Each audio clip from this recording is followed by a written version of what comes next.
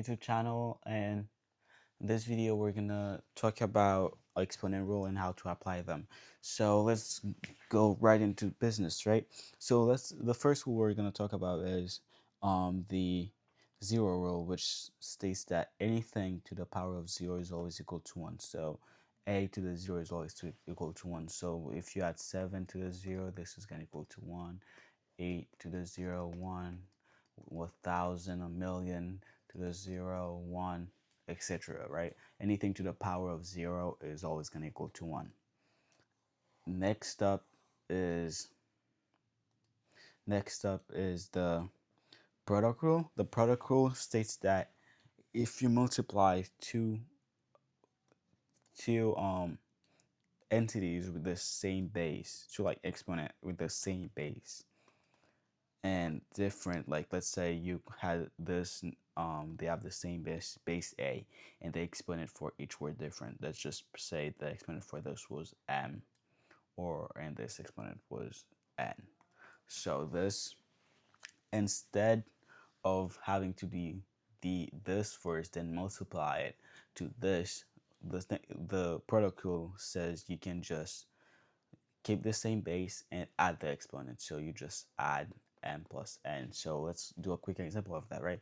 Let's say you add 2 to the power of 3 times 2 to the power of 2. Instead of doing 2 to the power of 3, which is 8 times 4, right, equals to 32, what you can do is just do 2 to the power of 3 plus 2, which is just equals to 5, and 2 to the power of 5 is equal to 32. So same thing, right? So the reason we do it that way is if you wanted to do a problem like this, right? If you had like 2 times 1 times 2 to the power of 0 times 2 to the power of 4, this would become way harder to do each of these first and multiply them together. Instead, what we can do is just add the exponent again. So 2 to the power of 3 plus 2 plus 1 plus 0 plus 4, and etc. And this would just equals 6 plus 5, which is just 11 to the power of 11. And now you can just plug this into the calculator, right? I'm not gonna do this in my mind, obviously, but like this is just gonna equal to this. Instead of doing a step at a time, you can just do it like that. It become way simpler. That's why we mostly use the protocol for. Next up is a quotient rule, right? The quotient rule is similar to the protocol, but instead of adding the exponent, you subtract the exponent. What do I mean by that, right? So let's say you had a, the same base, right? Always have the same base, a to the m divided by a to the n. This would just become a to the m minus n. So just the exponent of the numerator minus the exponent of the denominator, the thing in the bottom. I can't even say that word. The entity that's on the bottom with the same base, right? Let's pick 2 for example again. 2 to the power of 3 over 2 to the power of 2. So this would just become 2 to the power of the numerator exponent 3, right, and the bottom exponent, so minus 2 here. Why did I write n? Minus 2 here, right? So this would just become 2 to the power of 1, and we already know what that is. That's just 2. So let's say you were to do this the other way, right? The way not easy but complex, right? Let's say you did 2 to the power of 3 first. This would just become 8. Then 2 to the power of 2 would just become 4.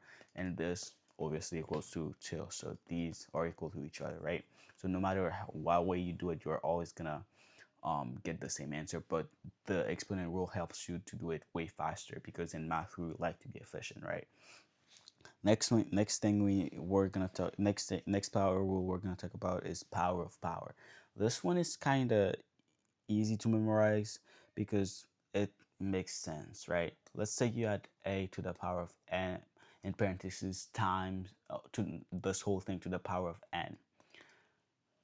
Now you just do keep the same base as we've done before, and just multiply the two. Like you just multiply m times n, so m times n, right? This is easy. So let's say let's pick 2 for example. Again, 2 to the power of 3, um all of that to the power of 2. This would just become 2 to the power of 2 times 3, which is just 2 to the power of 6. And you just do that. So easy peasy. Next one is the trickier in my opinion, is the negative exponent rule. I think the fractional rule is kind of tricky, but We'll get to that later. The negative exponent rule is basically when you have a negative and exponent, as the name says, right? So let's say you add a to the power of m. Just don't mind me using a. It's just easier to write every single time, and that's how most people write the rules. So I don't get you confused. Okay, a to the power of negative m.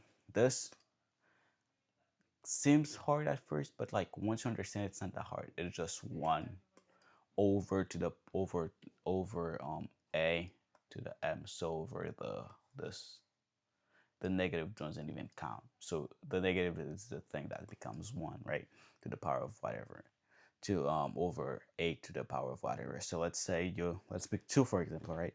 Let's do 2 to negative 2 to the negative 3 this time.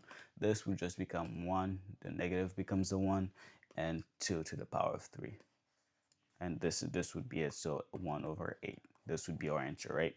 Easy peasy, lemon squeezy. Oh my god, we're flying through this, guys. We're flying through this. Let me erase this. Oh my god, I'm slowing.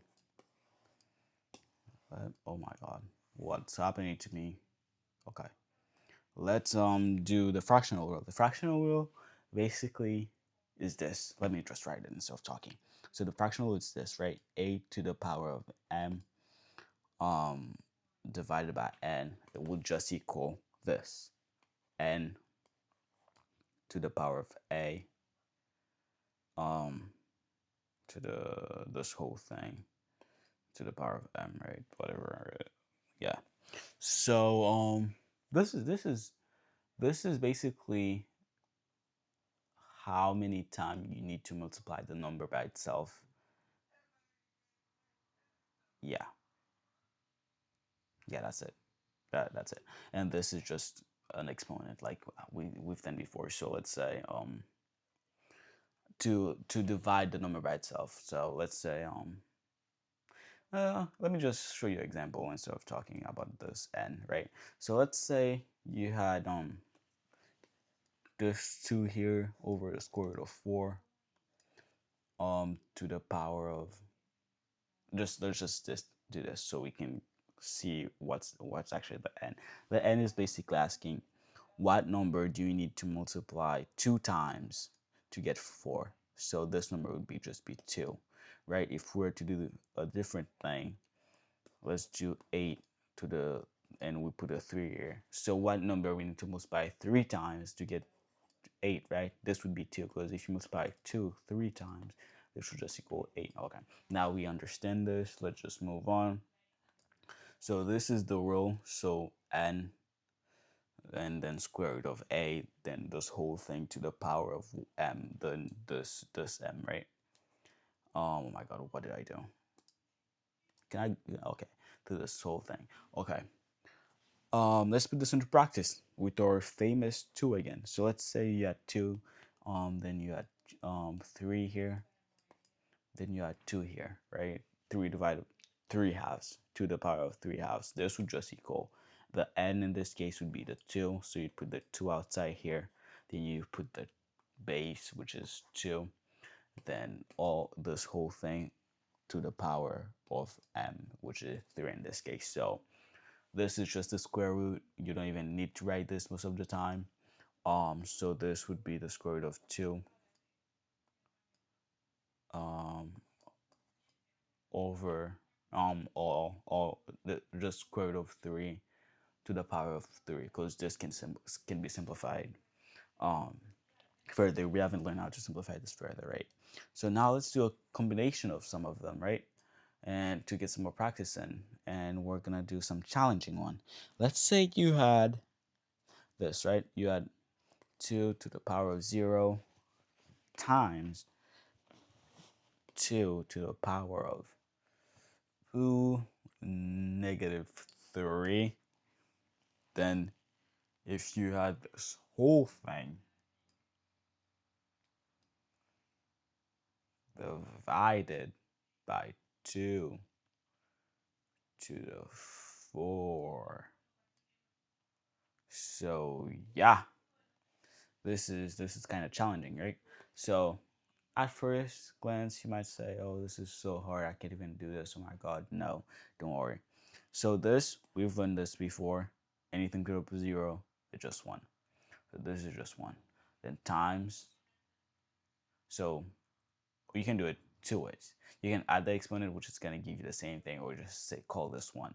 If you just 1 times 2 to negative 3, this is 2 times whatever, 1 times whatever, it's just the thing itself. So this remains like that, and then you just get that. Now, and um remember our quotient rule, which is this, right?